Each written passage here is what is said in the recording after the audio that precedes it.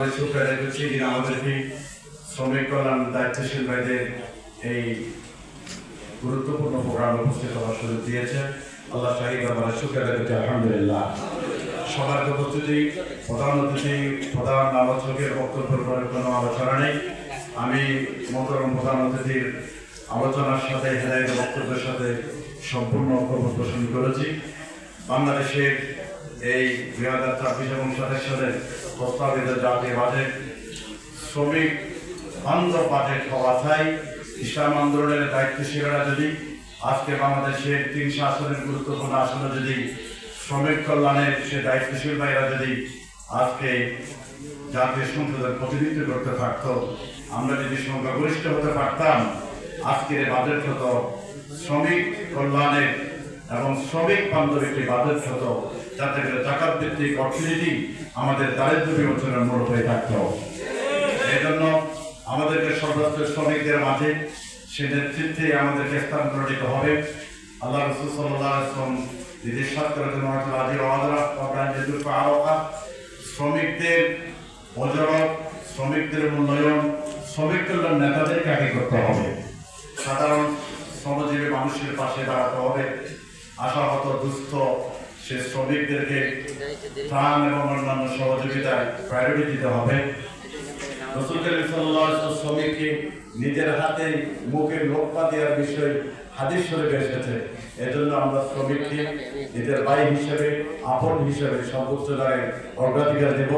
সর্বস্তরের শ্রমিক আন্দোলনে আমাদের ভাইদেরকে প্রায়োরিটি দেব এবং আমাদের যে সমস্ত জায়গাতে এখনো পর্যন্ত ইউনিট প্রতিষ্ঠিত হয় নাই, ইউনিয়নে যে সমস্ত শ্রমিকের লবণ শ্রমিক বলে, রিক্সা শ্রমিক বলে, নির্মাণ শ্রমিক বলে, আমাদের হোটেল এবং রেস্টুরেন্ট শ্রমিক বলে, সর্বস্তরে যে সমস্ত শ্রমিক অঙ্গনে আমাদের এখনো পর্যন্ত ইউনিট প্রতিষ্ঠিত হয় নাই, সেই জায়গাতে সংগঠিত ইউনিট আমরা কায়েম করব।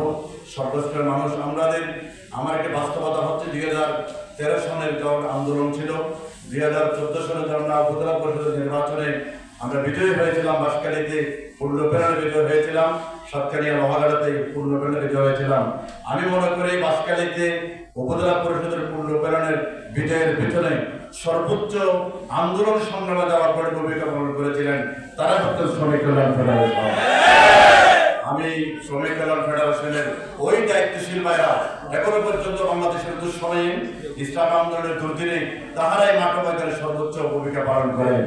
এই জন্য শ্রমিকদের সে আন্দোলনকে সর্বোচ্চ গুরুত্ব দিয়ে, শ্রমিকদের সে আন্দোলনের স্বীকৃতি দিয়ে আমি দক্ষিণ জেলার সর্বস্তরের শ্রমিক আন্দোলনের ভাইদের উদ্দেশ্য বলব, বাংলাদেশে যে কোনো জায়গাতে আপনি নমিনি পাবেন, প্রতিনিধি পাবেন, কর্মী পাবেন, দাওয়াতের ক্ষেত্র পাবেন, সেটা হচ্ছে শ্রমিকদের আন্দোলনের ক্ষেত্র।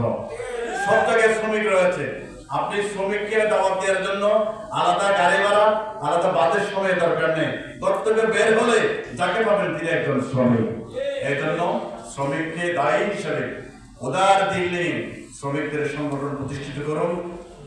বাংলাদেশ যদি শ্রমিক বান্ধব বাজার না হয়, বাংলাদেশের সিংহভাগ মানুষ শ্রমিকের বাইরে নেয়। এই জন্য সর্বস্তরের শ্রমিকের মাঝে দিনই দাওয়াতের অনুভূতি নিয়ে আমরা তাদেরকে দরাজ দিল নিয়ে তাদেরকে ধারণ করব, তাদেরকে গ্রহণ করব, তাদের ইউনিট কায়েম করব, তাদের সাথে নিজকে আমরা তাদের সাথে সম্পৃক্ত করব।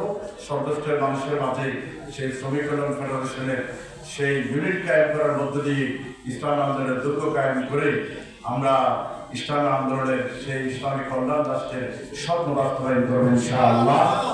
চট্টগ্রাম দক্ষিণ জেলার সমস্ত তারা সর্বস্তরের ইউনিয়ন প্রতিনিধিদের কাছে আমার এক ক্ষুদ্র আলোচনা রেখে এবং সকলের কাছ থেকে দোয়া চেয়ে আজকের সম্মানিত প্রোগ্রামের প্রধান অতিথি, আমাদের সম্মানিত সংগঠনের নায়েব আমির এবং আজকে শ্রমিক ফেডারেশনের কেন্দ্রীয় সভাপতি সহ কেন্দ্রীয় নেতৃবৃন্দ এবং অঞ্চল এবং জেলা নেতৃবৃন্দ সহ আজকের এই প্রোগ্রামের সময় হলেও গুরুত্বপূর্ণ প্রোগ্রামের আয়োজন করেছেন। সকলকে ধন্যবাদ জানিয়ে, মোবারকবাদ জানিয়ে সার্বিক কামিয়াবি কামনা করে আমার কথা শেষ করছি। আসসালামু আলাইকুম ওয়া রাহমাতুল্লাহ।